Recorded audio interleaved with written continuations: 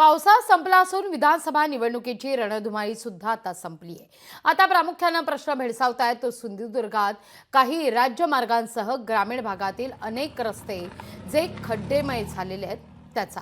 त्यामुळे वाहन चालकांना आता कसरत करत वाहनं चालवावी लागतात।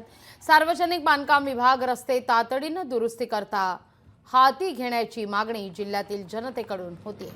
आढावा घेतला आमचे प्रतिनिधी रोहन नाईक यांनी। पावसाळा संपला, निवडणूक सुद्धा संपली, मात्र सिंधुदुर्गातील रस्त्यांची स्थिती जी आहे ती खूप दयनीय अजून आहे।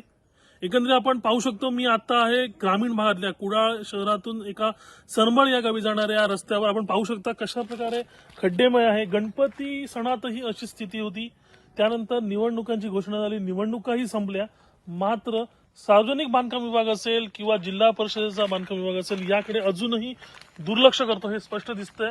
याच रस्त्यातून अनेक वाहने जात असतात, या वाहनांना किंवा ते वाहन चालक असताना मोठी कसरत करावी लागते वाहन चालविताना। अशी ही स्थिती आपण पाहू शकतो ग्रामीण भागातील रस्त्यांची आहे। एकंदरीत पाहिलं असेल तर या संदर्भात प्रशासन मात्र कधी जाग होणार आहे हे पाहावं लागणार आहे, कारण अशीच जर स्थिती अशी राहिली तर अपघात घडण्याची मोठी शक्यता असते। या मार्गावर अनेक म्हणजे ग्रामीण भागातल्या रस्त्यांवर सुद्धा अनेक असे आजपर्यंत अपघात घडलेले आहेत, त्यामुळे अनेकांचे जीवही गेलेले आहेत। परंतु आता प्रशासन मात्र या रस्त्यांची डागडुजी किंवा याचं डांबरीकरण कधी करणार आहे हे पाहावं लागणार आहे। कॅमेरा पर्सन योगेश रोहन नाईक, लोकशाही मराठी, सिंधुदुर्ग। लोकशाही मराठी ऐका, पहा, जागरूक रहा।